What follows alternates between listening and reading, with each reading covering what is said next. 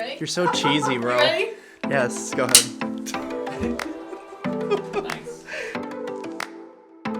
We did it, Sam. We're here. We set it up thanks to our team as well, too. They were forced to set this up. Shout out to the boys. Shout out to the boys. But anyways, no, they were forced to set this up because they don't know their equipment. And it was really cool for them to touch the cameras, hold the cameras, all that kind of stuff. Experience. Very good learning experience. So, but anyways, I wanted to start a podcast. We didn't do any research. We didn't know who would listen. We didn't know what was going to happen. We're just doing it because I think we have a lot to say. So, that being said, I've seen tons of YouTubers, tons of photographers, tons of videographers, tons of media companies that try to do this, but they only tell you the fluff. They only tell you the good stuff, bro. Yeah. And we're getting into the nitty gritty. we're going to do the nitty gritty. All the things that you have heard of, horror stories, good stories too. And they're not going to be all bad. All kinds of stories. I'm not going to just talk It's a shit. wide You know genre. what I'm saying? Wide But I think people deserve to know the ins, the outs, the goods, the bads, the good looking, the ugly of, you know, just the wedding industry in general.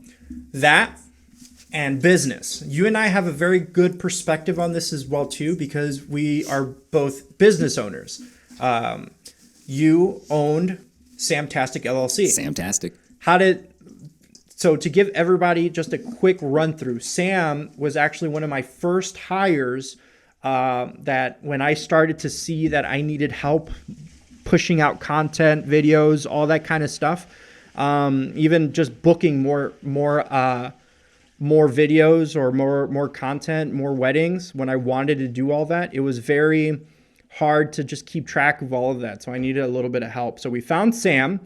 And Sam, go ahead and tell them a little bit about your background, just so the people know who you are. All right. So, hi, my name's Sam. Like Robert said, I was the owner of Samtastic. That was my photo and video company. Same thing that 505 is doing, recording weddings. And again, tell them the nitty gritty. Don't tell them all the fluff. The nitty gritty. So I started.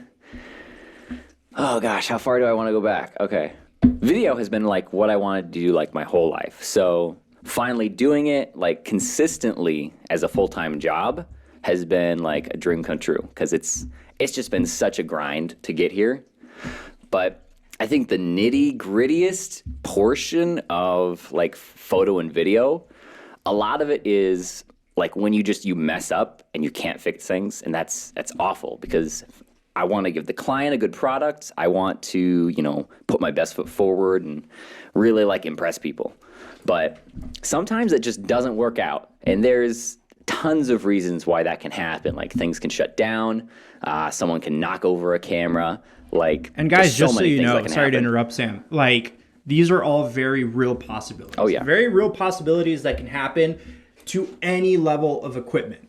It doesn't matter if you're super pro, if you're not pro, semi-pro. Gravity affects cameras the same way. Or amateurs, you know what I'm saying?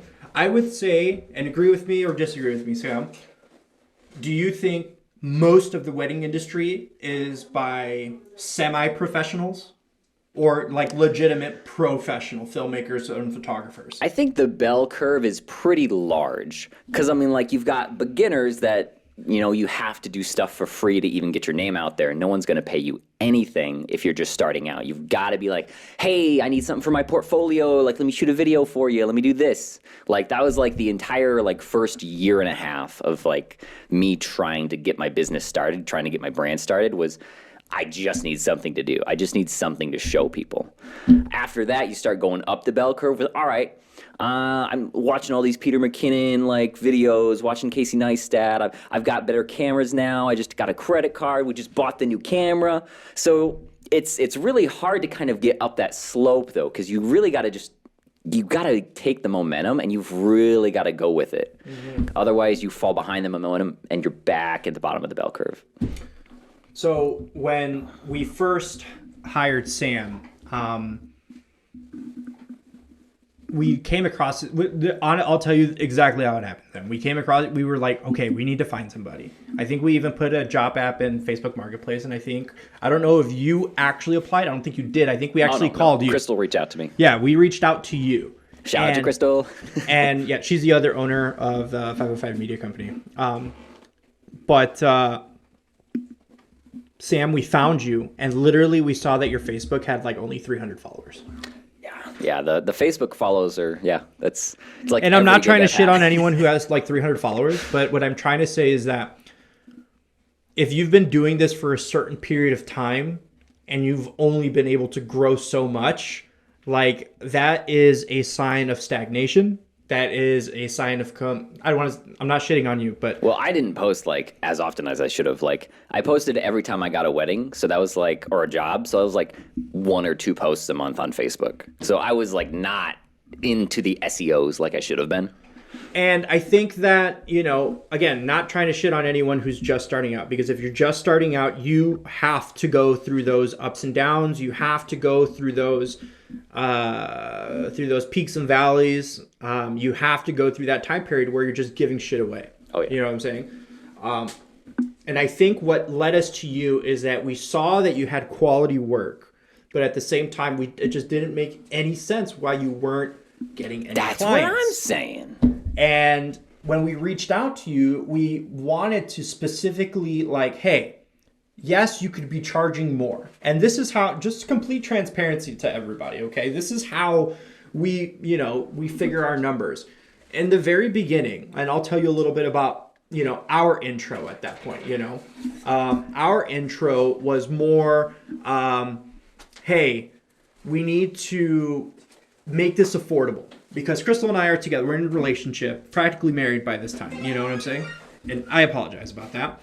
But anyways, my phone rang a little bit. We're doing a bunch of business deals, so that's closing tomorrow. So I apologize. But anyways, we gave we had to give a bunch of stuff away, and when Crystal and I were thinking of these plans together and these these price points, we thought of it as ourselves. What can we afford? What as a couple can Crystal and I afford, And I think the biggest thing was like, okay, well, if we can spend this much, and that was a point in time of my life where I was learning, but for whatever reason, I was naturally good at it. And I'm assuming same with you. You actually went to school for this, so Yeah. So you have a little bit of a different type of background than I do. I am 100% self-taught. You're probably more like 30-40% self-taught or something like that, plus whatever you learned in school. I don't know.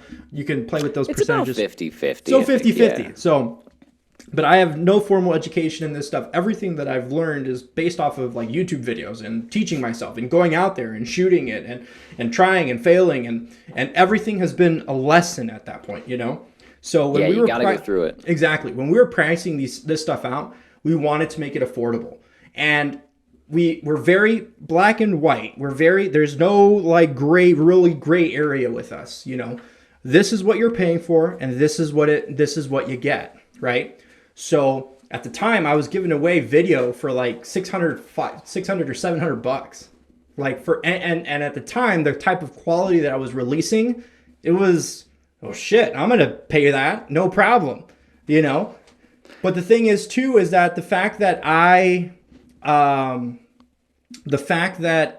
was starting out, I can only do so much because I still had a day job too. I mean, you still had a day job, right? Balancing trying to get the business started with the day job, that was a really hard part of it. But it's like that and the pricing, because I don't know, for me, I don't know if it was like a confidence thing or if it was like a quality and confidence thing, but I always had a really tough time with pricing.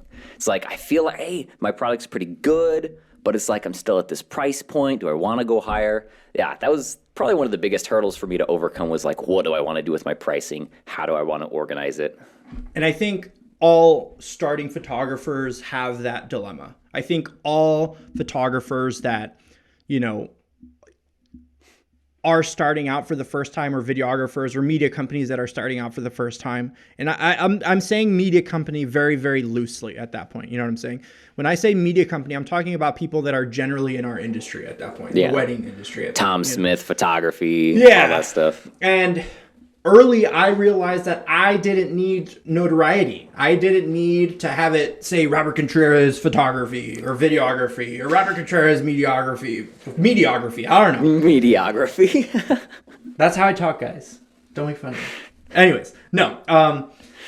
I didn't need that ego boost. My ego boost was knowing that the work was quality. Does that make sense? That makes sense. For me, I just thought it was really cringy that everyone was just naming their Companies stuff. after themselves? Yeah, I I'm thought just it was like, cringy too. You can't be more creative. You're a creative like genre of company. Like, Yeah, so when we reached out to you, we were at a price point to where we were graduating. And I say graduating not in a bad sense. What I'm saying as far as graduating goes, I'm saying graduating as, okay, we've mastered some part of this skill. And now we're graduating ourselves to where we can confidently have people pay just a little bit more money and a little bit more and a little bit more. I've wanted to cap it out at a certain figure. We haven't reached that figure yet. It's still going to be affordable for pretty much everybody. You know, we're not really excluding too many people at that point because I'm all about inclusivity to some extent, yeah, there's not too many jobs I haven't seen you take. Exactly. I've even given away a bunch of free shit as well too. I gave away a PlayStation 5 one time. For the t-shirt giveaway. The t-shirt giveaway, people bought it, but it was a complete fail. I didn't make any money off of it. You know what I'm saying? We do giveaways and we do these promotional things to where, if you buy a $10, $15, $20 shirt or something like that, you get an entry, for a PlayStation or something like that. You support us, you support the cause as well too. So it's not like it's going to nothing. It's going to whatever we invested in. But just being super transparent, everything has a certain amount of, it's spent. It's already spent, I think you got to reinvest it. we got to and that's what I did. I did that for the first 2.5 years, Sam, of 505 Media Company. I literally, every dollar that I made, and I still do it now. I hardly take a paycheck anymore because I'm still reinvesting it into what we're doing right now. And I think that's where a lot, and I'm not saying this is where you failed, but I think that's where a lot of people fail. Yeah, it's having the capital and just, because I know once I bought my Nikon Z6 which was the best camera I'd bought at the time. It was $2,500, and that was my biggest purchase for my business. If I had opened a new credit card and got a business line of credit, gotten some of the nicer cameras the Sonys we're shooting with, who knows? Who knows what could happen? Anything. As far as reaching out to you and bringing you in, it's because we noticed that you weren't as busy as we thought you were. We thought you were going to be busier. We thought that you were going to, Me too. When I saw some of your shit and some of your work, I was like, bro, I don't even know if this dude's going to come on. He's charging $1,500 for his weddings already. Our price points were very similar as well, yeah, too. I think we were about the same price point. But I think what sold you might have been is the amount of work that you were actually going to be able to do. Right now, I don't even know how many you have right now, but total as a company for 2022, we have about 150 weddings that we're shooting this year. And honestly, I don't know as far as big box companies like George Street or something like that, where they literally just hire some random photographer. Oh, yeah. You know what I'm saying? That was sourcing. Yeah, the outsourcing companies. We don't outsource. That's what everybody should know, It's too. all in-house. Everything is all in-house. I edit off of this computer. We podcast off of these mics. The cameras that we're using are the ones that we're actually going to be, using the day of as well, too. So, but anyways, I think that's kind of where we sold you, to where we were doing. And honestly, it wasn't even, I wasn't super confident on that sale myself either, because my biggest fear is letting you guys down. I have a couple other people here in the room as well, too. I have Alex, I have Tabitha back there as well. I'll introduce them on other episodes, but that was my biggest fear, is letting you guys down and not being able to provide you with a paycheck or provide you with the amount of work that is needed to sustain a life at that point, Yeah, you got to have a certain volume. Exactly.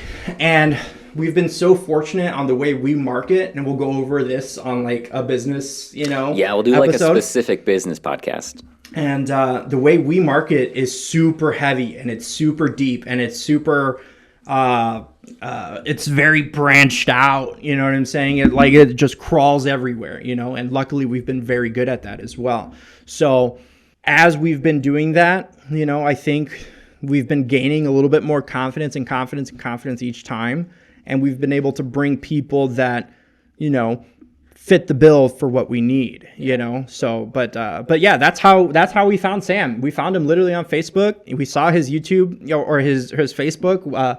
Unfortunately, you know, it is sad because I know Samtastic was your baby as well too. And I'm not trying to shit on it, guys. This is conversations that Sam and I have had already, you know, but, and we're friends. So we joke, we're all friends here. So it's all fun, but literally, you know, his Facebook, we saw that it wasn't where it was supposed to be. Yeah, it just wasn't very active. And even Sam in his personal life, I think, you know, he was still working a day job as well too. So yeah, the day job on top of classes, on top of paying for rent, on top of the business. It was a lot. And I think Probably that's where overextended myself a little bit. I think that's where a lot of people fail as well too, is that they overextend themselves. What's very unique about 505 Media is that there's two people doing two separate jobs. You know, we have one person, we have Crystal. She's pretty much in charge of, you know, the sales, the marketing, all that kind of stuff, the business, the administrative side of things. Yep. And I focused pretty much just on the content. And I think that's how we were able to grow so far and so fast, you know. Like right now, we're literally traveling all over the country just to shoot weddings. Yeah, Chicago, Mississippi, Wisconsin. Where did we just go recently? Did you come New with Jersey? Me? Yeah, we just went to New Jersey. Florida, going to We've Texas in a We've couple been to months. New Jersey twice, and they love us in New Jersey. Yeah. You know what I'm saying? New Jersey like, brides are awesome. Like they were in the shore. We went to the shore, Jersey Shore. Jersey Shore. And then Sam saw the ocean for the first fucking time. I did. I've lived in Indiana my whole life, and the only place like my family vacationed was like up in Michigan. So Mackinac Island, where are you at? But yeah, first time seeing the ocean. It was pretty neat. It was pretty cool. So and it's kind of cool that I'm able to give that to people as well too. You know, it's cool that I'm able to, you know, really give these guys the opportunity, because I mean, honestly, Sam, do you think you would ever have in Samtastic history ever travel outside of South Bend? Oh yeah, I was pushing it. You were pushing it, I but was trying to get some brides. Did you ever do it though? The farthest one I did was I believe it was in Indianapolis. So you never even left the state? No, but I was like all over the state though. Yeah. So and the thing is too is that like South Bend, it's a big small town, right? Yeah, that's a good way to describe it. It's a big small town. Because if you don't know what South Bend is, if you know Notre Dame, it's right next to South Bend. It's in South Bend. It's right Bend. next to it. Notre Dame tried to buy South Bend and be like, let's just rename it Notre Dame, Indiana. That'd be kind of. No, I don't like that. You know, Notre Dame, Indiana. Yeah, Notre Dame. Yeah. I mean, they've got their own zip code though. You know what? Everybody shits on Indiana so hard though. I don't know why. I love living in Indiana, bro. Like it's literally, I'm a half hour away, 45 minutes away from the city. Yeah. You know, I'm able to commute, come back. You know, everything is just so accessible when you're living in this Northwest Indiana corridor. Yeah, you're around a lot up here. And it's very cool that, you know, we have a dual market. You know, we have the Chicagoland market, we have the South Bend market, we have the Indianapolis market. We have literally the entire state of Indiana. Like, just so you guys are aware too, listening, watching, et cetera, we cover all of the states, Midwest states, or at least the four: Wisconsin, Illinois, Indiana, Michigan. We cover those at no travel cost now. So that's all, everything is whatever price that you see on our internet website or Facebook or anything like that. That's the price with travel fees. Doesn't matter how far it is, you know, it's all in there now. So, and then I think we've been to like Virginia Beach for like $700, $600. Like that was one of the first ones that I actually traveled to. If I'm not mistaken, Virginia Beach was my first travel wedding, to where I was like, oh man, I hope I do a good job, you know, all the way out here. Hopefully I didn't forget shit, you know? And, you know, that's kind of where the story kind of takes off after that, you know? And I think most of us have a very similar story here at 505 Media Co. We've been doing something, you know, then we give this a shot, and then we're doing good now. I wouldn't say, like, I don't think we're where I want to be. I think there's always room for growth. Yeah, we've still got some potential. Like, we've just started the podcast. Like, there's still so much we could do. Yeah, there's tons of we can do. And I think that being able to just kind of expand on different horizons as well, too, is just going to be a huge step for us as well. I don't know what this is going to turn into, though. It's going to be one of those things that, is going to be, how'd you say? It's an experiment. It's an experiment. Yeah, that's a good way. Because we're It's a not good just going to trial. talk. We're not going to just talk about. We're not just going to talk about photo and video and weddings. We're going to talk about business. We're going to talk about gaming. We're going to talk about a bunch of other stuff because Sam, he's like a Yu-Gi-Oh champion or something like that. I don't know. Probably not. Elaborate on that, please. 'Cause I've gone I don't even know undefeated before. sometimes. Yeah. Let's see. Talk about that. So I was like really bored, pretty lonely because South Bend is kind of like, meh. But so I decided to just start playing Yu-Gi-Oh one day because I was like, oh, cool, like nostalgia, like Blue Eyes White Dragon, like let's go.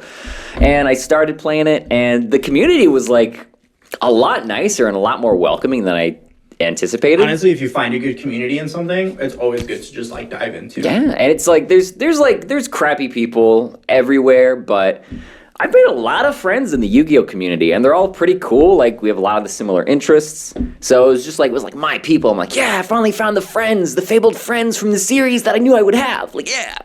And that kind of pretty much got me into it, got me hooked. And then just the cardboard is so shiny, and I kind of have a little bit of a gambling thing. So like opening the packs and like pulling like $100 card is just like dopamine. Like, it's so good. I totally get that. Being able to compete, I think it's more of a competitive. Oh yeah, thing. I'm super competitive. Like, I don't even play video games anymore. Yu-Gi-Oh is like the only game that I play outside of like the occasional Minecraft addiction, because that's the video games just don't do it for me very well anymore. Like, it's just that's it. I need that in person. Like, I need to see you die a little bit inside when I kill. I totally get it too. When the life because points hit zero. It's not that I'm trying to be like the best friend boss or anything like that. It's just I actually have an interest in the stuff that my employees are doing. You know what I'm saying? Like, I know Sam, I know you're into Yu-Gi-Oh. I know your day off is Thursday. I know you play fucking Yu-Gi-Oh on Thursdays. Not to even fucking Sometimes Sundays. Not to even bother. Shout out to Rivals, best card shop in Indiana. Unless it's an absolute emergency, or we need something, or something's happened, or we're traveling. Yeah, at the end of the day, it's just a game. So. Yeah. And I know Tabitha, she's into knitting. Yes. I don't know. We got the nitty. Now let's get into the gritty. Oh, God. I honestly think that Tabitha might have just, I don't know. She said she's been doing it forever. Is that true? Yeah, she's got. Or you just started it? Into I it. just picked it back up. She just picked it back She up. used to do it all the time in high school. Yeah. Yeah. And then Alex, he's also into gaming. His faith plays a big role in his life as well too, which is super awesome, and he can dance apparently. Did you know that Alex can dance? What? Like, he fucking like gets down, bro. Like, I saw one of these pictures on his Instagram and stuff like that, and dude's like floating. He's floating in the air. Anyways, and Kevin, he's into reselling. So I'm just gonna go through the entire list of employees. First, it's me. I'm the owner, CEO, creative director, whatever title you want to put on it. That's me. Then I have Crystal, my wife. You're my domestic partner. We're not married yet. We're working on it. We're figuring it out. Well, now that we're figuring it out, we're just figuring out when we want to do it. I think we could just do it tomorrow. Like, So nice. I'm assuming Crystal's down here because something is happening or something happened. Here it comes, 2020. Oh, it looks here. Just so you guys know, we're pretty busy compared to most other vendors. It's that volume, baby. I don't know how many other people. Okay, I Did do you know. say volume or Valium? He says value. Volume, tiramisu, cement. I get super triggered whenever he says that shit. But anyways, so on average, how many weddings were you doing a year at your highest point? At my highest point, I was averaging like 2 or 3 weddings a month. 2 or 3 weddings a month. When That was before COVID kind of put the nail in the coffin. yeah, and that was kind of scary for us. I forgot about that. Yeah, When Crystal and I work out. started this company, she was actually still working, but I quit my job. I left my day job. I had yeah, zero. you burned the ship. You were like all in. Let's go. I was all in, and I think that's another thing too. I think if more creators and if more people just went all in, they'll kind of have that like sink or swim kind of reaction to it, And what's the worst that can fucking happen? You have to go back and get your job. Okay, You know, it's kind of embarrassing, but whatever. You know, I've been embarrassed before, and I wasn't going to let, you know, an opportunity stop me. You know what I'm saying? Or an obstacle stop me like that, you know? But anyways, so you were doing how many per month on average at your highest point? About 2 or 3. Okay. That's probably So best a year. lot of other vendors that are just a little bit more booked out, I think, what do they do? Probably like 5 to 6 a Yeah, month? probably 5 to 6 a month. Five to six That's a good month, high average, yeah. you know? So they're roughly doing 30 a year, 30 to 50 a year, depending on what they do. If they do video, it's probably a little less. If it's photo, they probably do a little bit more, plus or minus 10 or 15. And just last year in October, bro, we did like 30 weddings. It was crazy. Like I It was tired. nuts. Like after October this year is booked up too. yes, even April of next year is already booked solid. April? April of next year, bro. It's gonna snow because it it snows in April here. It's horrible. So my whole point is that when we're doing X amount of weddings versus other people, like there's going to be some obvious differences as well too. You know, we try to keep it as Fresh. fresh, not as fresh, but as personal as possible. Yeah, You know because what I'm every saying? couple's different, and you got to model each video to each couple. Exactly. And I wouldn't say that any one of our videos is the same. You know, I you could see some similarities. Yeah, there's a similar recipe, but it's a different dish. But we haven't even had to reuse certain song. I think we've only reused very a limited we, amount like, of just songs. started reusing I think I songs. could count them on 2 hands, you know. And if you're trying to find them, good luck, because there's like almost 100 videos up there now, and you have to go through each individual one and see if you can actually find it. But you know, Yeah. but 107. there's 107. 107. That's the current update. 107. Anyways, That's it? I'm going through the list. It's me, Crystal, my wife, Sam, our lead videographer or our lead creator, because he does both photo and video. Pretty Double threat. He's a double You won't threat. regret. 131. 131 videos. Tabitha, she was so, what's the word I'm looking for? Against or so nervous doing video for the first time. But I believed in her. I'm her biggest advocate. Yeah, I'm her second biggest advocate. I'm more of an advocate than her own husband. No, I'm just kidding. Anyways, Tabitha was like, I don't know what to do. No, not really. She knows what to do because she's obviously because she shot with me on Yeah. multiple weddings. She was good secondhand. She was a good second shooter, assistant, et cetera, et cetera. So it was just giving her that confidence and that push to be able to do it on her own. You know what I'm saying? Yeah. And we literally just filmed a wedding that was super fucking crazy. Like there was 2 shooters of each, photo and video, and she did awesome. You know, like she knew exactly what shots to get. Now, obviously, she wants to still learn a couple more things. She wants to learn audio equipment. She just, just equipment in general, because like technology and cameras and computers and Yeah, it's a file lot to formats, process. it's a lot to process. But the good thing about video, what she does, is that once you have your settings set, it's done. You just have to adjust maybe one thing, just based on whatever's going on. And then we got Kevin. Kevin's actually really good at reselling as well too. We're trying to get him to kind of take that leap of faith as well too, and believe more in himself, and try to just get it out. Try to just get him out there. He lives in Kokomo, bro. He's nothing. gotta move up here. He's gotta get Nothing closer. about nothing. Okay, everything against Kokomo. Okay. Kokomo is like the one place that's even more boring than South Bend. Okay, yeah. I picked him up one time and I was like, bro, I'm never doing this again. Never. I'm just never going to do it again. Because I'm never going to come out here. There was nothing out here. Like, literally, I had to drive like 30 miles just to go to McDonald's.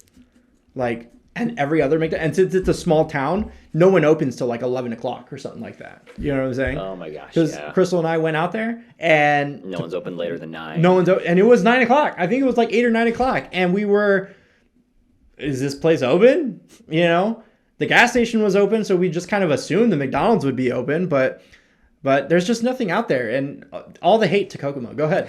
I honestly, if there was a giant hole in Indiana and it was Kokomo, I would be okay with that. That'd be where it is. I'm just kidding. Everybody in Kokomo, it's just a joke. Relax. Jeez. Coming at the Kokomoans. No, it's and then we have Aiden. He's one of our newest hires as well too. He's really good at editing. I would say he had his edit style as far as trailers go, official trailers, wedding trailers. It's very, very close to mine. And we got to smooth him out, but he's learning. He's trying to get more experience behind the camera as well too, and I think that's going to be super important for him as well. Then I already mentioned Alex, the dance god over here. He's pretty dope. And then who else we got? Lawrence. We got Lawrence. He's a great Lawrence. photographer. He's one of our part-time photographers. He's got really Casey. good. Honestly, our photographers, Casey as well, another man of God. He's probably one of my. He's a really good dude. Like, he looks out for you. Like, he really does. Like, literally, our contract, our contracts only go up to 12 hours, which is a lot. It's a long day. Yeah. We're starting at 9 o'clock, we're ending at 9 o'clock. We're starting at 10 o'clock, we're going at 10 o'clock, So 12 hours. And he's literally like, Robert, sit down, get some food, eat, drink something, because he sees me. He looks out for me, and I appreciate that. And I love that he does that he's that type of person. So Casey's awesome. But those two guys, not shitting on you again, and I'm not shitting on me either, because they are literally one of the, I don't even know. Like, those guys are probably the best photographers that I've seen. Like, all of their stuff just comes out super clean. Yeah, and we do good jobs too, like though. magazine level. But it's just like, Crazy it's like he's literally shooting for like a magazine. You know what I'm saying? That's the type of shooter that Casey is. He's literally shooting for a magazine. You know what I'm saying? So that's pretty dope that we have Casey and Lawrence, because both of their pictures are phenomenal. Okay. Then who else? Am I missing somebody? There's the girls. There's Kiri, and then there's Amanda. Amanda is our new, what's your title? Social media director or something like that. Taking control of. So I think she's the head of Department control. Head of coordinator. I think she's our head coordinator. Yeah, lead coordinator, and then Curie. And right under her. slash wedding planner as well too. And then Curie's like right under her. She's like the second in, well, not, I want to say second in command, but she works that department as well too. Yeah. But she does rentals. and she does rentals Yes, as well. the Rentals, person. I think, is going to be really good for us. Just so for everyone at 505 that doesn't know, or any of our clients that don't know. Uplights. We have uplights. Uplighting. Yeah. Uplighting. Uplighting. Okay. We have photo booths Photo as well booths, too. yeah. Photo booths are available as well. And then we have an ivy wall. An ivy wall. Yeah. Ivy wall now. Yeah, we have we an got ivy wood wall. discs that you can put on your table for like centerpieces. Yeah, wood slices for centerpieces. We have those lanterns. We're not charging a lot of money for this stuff, guys. Like, no, I make sure that we're less than the typical renting. Always So competitive we wanna pricing. Make sure that you come to. bro, it's not even competitive. It's not even competitive. It's like a steal. Like, just get it. Like, I don't know, what are you guys doing? Just get it. Abuse our ignorance. Get our services. No, it's cool, because even though we do specialize in media mostly, I think that the rentals are going to be a huge part of 505 Media Company. Like, I would love it to where we have 2 or 3 photo booths and they're going out to 2 or 3 events every single day. You know what I'm saying? 2 to 3 more people. Come and apply now. Yeah, come and apply now. We're taking, those pay what, $25 an hour or something like that. So $25 an hour. I mean, there's a couple of people that are kind of, in the works as well too. Quentin and Joanna. Mm-hmm. Joanna took some time off to be a mom. Yep. So that's dope. And Quentin took time off to be a dad. And Quentin Quentin took some time off to be Bringing a dad up those as well. quarantines. So just so you guys know, Sam is known for his puns Oh yeah. and for his rapping as well too. So maybe one day we'll go ahead and demonstrate that for you guys. Honestly, every time Sam raps and stuff like that, I just get like super cringed. But sometimes it actually turn out really, really good. You gotta try. You miss every shot you don't take. You can't eat cookies unless you bake. Like, Oh my God. yeah. What does 505 mean though? So what does 505 mean? Everybody thinks it's like a fucking zip code or something like that, which it's not. It's not a zip code, guys. Area code. So it's a little bit of a deep meaning to it, not that deep, but it kind of like it reflects the time of my life when I started 505 Media Company versus another time of my life where we really didn't have much, And these guys know the story. They're probably fucking sick of it, but I'm going to tell it anyways just for you, okay? I literally started 505 Media Company with a cell phone and like $40 in my pocket. Actually, Crystal was helping me pay for a lot of stuff at that point too till I got on my feet. you know? And I was able to, our first wedding that we shot, I shot on a cell phone. Okay. And trust me, the bride was okay with it. She literally got it for like $200 or something like that. So it was well worth it. And she loved it. You know, she loved it. That's the nice thing about it, is that she loved her video. Right. And that was kind of like my thing. Anyways, I started it with $40 on a cell phone, on like a little hand gimbal that you could buy at Best Buy for like $100 or something like that, you know? And I think I had a DSLR, but with like a kit lens, so it wasn't very useful. You know what I'm saying? And for you guys that don't know, a kit lens is like good for maybe one thing. And that's It's the standard like wide to mid. It's Exactly. usually like And it's 18 to 35 Yeah. or something like And that. you just set it on a tripod and press record, and that's it. That's all it's really good for. It's not really good for getting cinematic shots or anything like that. But anyways, when I had nothing, and I don't want to say nothing because my parents are a big influence in everything that I do as well too. Like I talk to them about pretty much every decision I'm going to make, and they didn't have much either. My dad worked at a factory an hour away from our house, like 30, 40 minutes away from the house. And we really didn't see him all that much. And we were in a neighborhood where it was a ghetto-ass neighborhood. You know what I'm saying? It was East Chicago, Indiana. Sheesh. If you know where East Chicago is, okay. There's some good parts in East Chicago. Okay? There are some. But where we lived is next to the harbor. It's called Marktown. If you know where Marktown is, you know that's where literally everything bad happens, you know. And we grew up there. I grew up there. I had a pretty good childhood there, you know.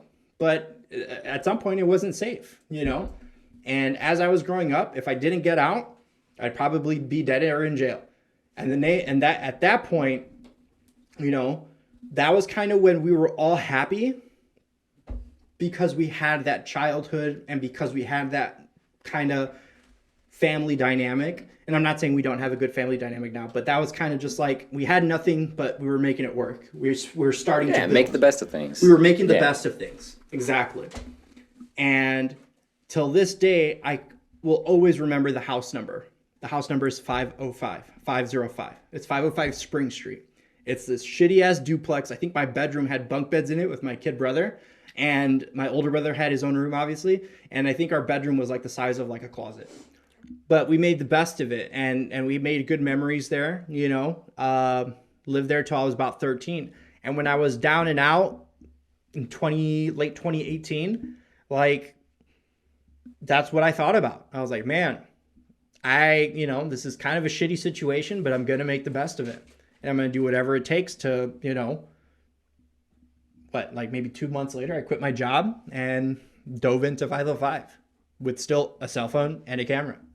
You know, now we have $100,000 in, probably not 100. Well, we have about $100,000 of equipment. We have about, 13 employees. My company's probably valued at what? Instead of $500,000. We probably we generate over about maybe $300,000 in revenue or something like that, with about $80,000 to $90,000 in payroll or something like that. So it's crazy. Well, something like that, right? I don't know. Yeah. Not exact numbers, but off the top, Yeah. But again, that just That's shows around you there. that that's what you can do with a fucking cell phone. And one of my biggest inspirations, especially with all the YouTubers and stuff like that, and we'll probably talk about this in another episode. Oh yeah, our YouTube inspirations. No, not that, but they always say that the gear isn't everything. I think that's a very double-edged sword kind of thing, and we'll talk about that in another episode. Yeah, going from a CMOS sensor to a full frame. Bro, like literally. No. Even Tabby was like, "This looks so good." Yeah, because it does make a difference. Even if you're a newbie, it makes a difference. Even it will help you get more clients. It's easier when the camera's smarter than you. No, not just that. It's not that the camera's smarter than you. It's just the perception. And again, we'll talk about this. We'll do a deep dive. The perception of the perception of production value will help you get more clients. Again, we'll dive into that later. Yeah, but more specific. What I'm trying to say is that now 505 Media has flourished into a decent small business to where we have employees and payroll and we fucking pay taxes and shit like that. So like We're official. we're official. Official. You know what I'm saying? You're not official until you pay taxes. And you know, luckily we've been, you know, very blessed that we can afford to pay taxes. So I do stuff that I love to do, like shoot video and talk about tech and talk about cameras and talk about all this shit. So it's been such a, from ground zero in East Chicago, Indiana, 505 Spring Street, to 505 Media Company, you know what I'm saying? And traveling the country. It's just like a And huge... eventually 505 acres. And eventually 505 505 acres, because we're in the works of getting a Getting our own venue venue, and yeah. building a venue and all that kind of stuff. So that's like a 2 to 5 year plan. But either way, it's the goals that we have set for each other. And I think that's what resonates with 505 Media Company, and that's what I think it means. As far as it's a story for the most part, but what it means is goals. That's what it means to me. 505 Media Company is goals and reaching those goals and having goals and just doing whatever you can to achieve those goals as well too. I'm a motivational speaker, guys. I also charge X amount. No, I'm just kidding. Thanks for coming to my TED Talk. Yeah, thanks for coming to my TED Talk. No, all right, I think that's going to be our first episode, guys. I want to know your opinion. What do you think we should talk about next? What topics of the wedding industry would you like to know? You know, We are talking about all of it. The highs, the lows, the nitty, the gritty, the titty. There's plenty of that going.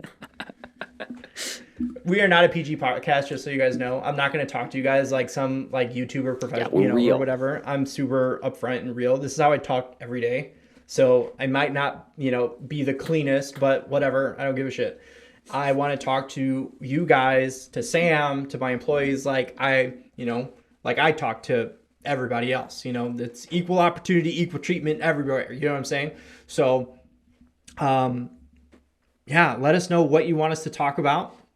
Anything, like just comment a question and we'll write it down and we'll make it like a whole little segment about it, answering questions about weddings. You know what I'm saying?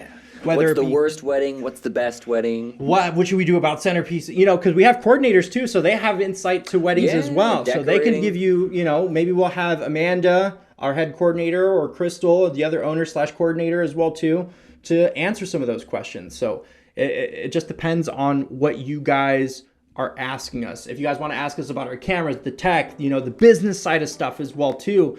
Again, we're still learning. I'm still learning all this with you guys, with everybody. It's a process. You learn something new every day. I didn't graduate. I, business major or anything like that. So I am literally learning this on the go, Sam.